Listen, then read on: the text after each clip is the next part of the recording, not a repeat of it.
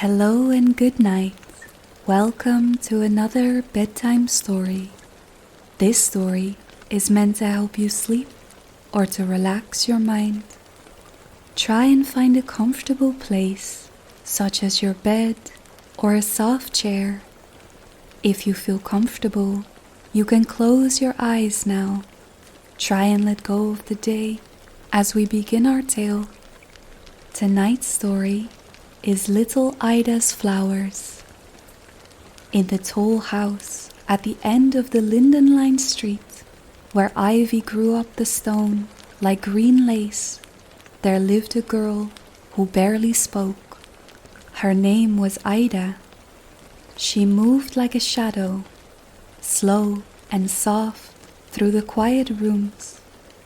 The clocks ticked and tocked. The wind lifted lace curtains. The teacups remained empty. Someone had used to laugh in this house. That someone was no longer there. Ida didn't cry, not often, not out loud. It was more like her tears had become invisible, not falling from her eyes, but gathered in the tightness of her throat, the heaviness in her chest, the stillness of her hands. She felt them most when looking at beautiful things, like the vase of pale blue flowers that sat on the windowsill. They were her favorites, but even they had begun to bow their heads. "Why are they sad?" she asked one late afternoon. The voice startled even herself. She hadn't meant to say it out loud. "Well," said someone behind her, "they're tired from dancing." Ida turned. There stood the student. He was staying for a little while, just passing through, someone had said. She wasn't quite sure who had invited him. He wore a coat that looked too big for him, and glasses that slipped down his nose. He seemed like someone drawn in from a dream. "Dancing?" she asked. "Oh yes," he said, sitting on the windowsill as if it were the most natural thing in the world. "At night, when the moon is high and all the clocks are sleeping, the flowers get up and go to the ball, even the tulips, especially the tulips actually. They're terrible gossips." Ida blinked. She wasn't sure if she was meant to laugh.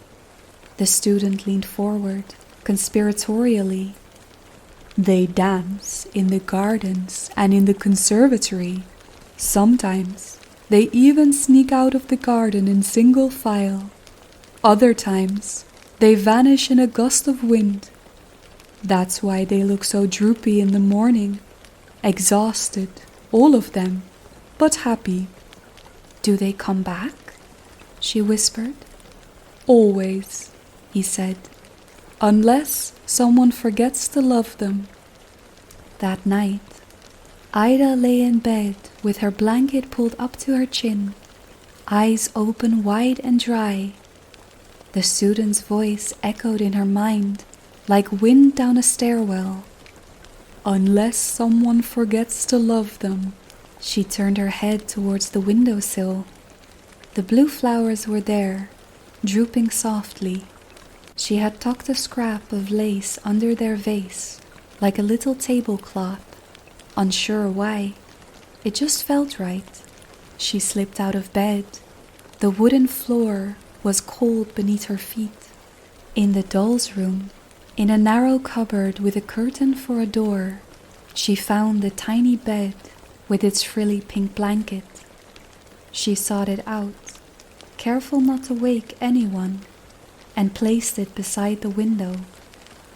Then, one by one, she took the tired flowers from the vase, shook off the droplets from their stems, and laid them down gently, their petals touching like hands.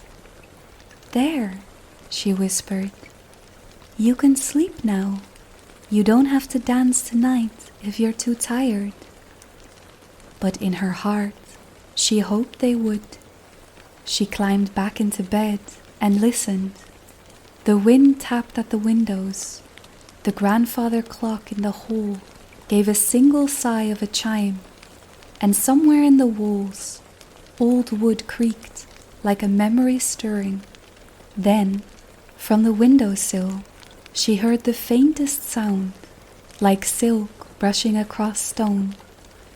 A rustle, a murmur. Ida sat up. The doll's bed was empty. The flowers were gone. And, standing in the moonbeam, was a daffodil, bowing low with great ceremony. Its petals glowed like candlelight. "If you would care to join us," it said in a voice like a cello string, "the ball is about to begin." The hallway had changed. The house was the same, and yet it wasn't. Shadows moved differently. Paintings turned their heads when she passed. The walls had deepened in color, as if moonlight painted them in indigo and pearl. The daffodil led the way, followed by 2 tulips in matching crimson cloaks, whispering behind their leaves. A snowdrop rode in a teacup like a boat, pulled by threads of spider silk, silver in the moonlight. Ida followed, not questioning. Her bare feet made no sound on the floor. Her breath came soft and slow, like she was walking inside a dream she had once forgotten. They led her through the long parlor with the velvet chairs no one sat in anymore, through the dining room where the great chandelier had been covered in cloth since winter. At the far end, the doors to the conservatory were open, and beyond them the garden bloomed. No longer dark, no longer winter-bound, the garden was lit from within. Lanterns hung like stars from the lilac trees. The grass shimmered with frost that didn't bite. And there, oh there, they danced. Roses twirling with wildflowers, violets in velvet, a peony with a crown of ivy, poppies laughing too loudly, orchids whispering secrets, each one in motion like ribbons caught in the wind. Ida watched, eyes wide, chest rising slowly. Something lifted inside her. Not all the way, not yet, but enough. Then a rose turned to her, not the most beautiful rose, not the biggest. Its color was a soft pink, and it wore no jewels. "I know you," said the rose. Ida stepped forward. "You do? You used to bring me sunlight in your hands, warmth from your heart. I bloomed for you then." The voice was soft and kind, familiar, like the sound of a lullaby hummed behind the door. Ida didn't ask if it was her mother. She didn't need to. The rose reached out one velvet petal and touched her cheek, and for the first time in a long while, Ida let herself cry. The music in the garden softened, not music made by instruments, but by something deeper, a music made of wind through petals, of old memories, the rhythm of growing things, of things that bloom and fade and return. Ida sat beside the rose for a time, her tears falling without shame. No one stared, no one minded. The daffodils danced on. The crocuses skipped rope with ivy vines. The bluebells chimed the hour, some ancient, moonlit hour that didn't belong to the clocks. The rose said nothing more. It didn't need to. It stayed close, its presence warm and still. Then, the first edge of dawn brushed the sky in pale pinks, and the mood began to change. One by one, the flowers bowed, curtsied, and sighed. They thanked their partners. They gathered their leaves and let their petals fall gently back into their usual shapes.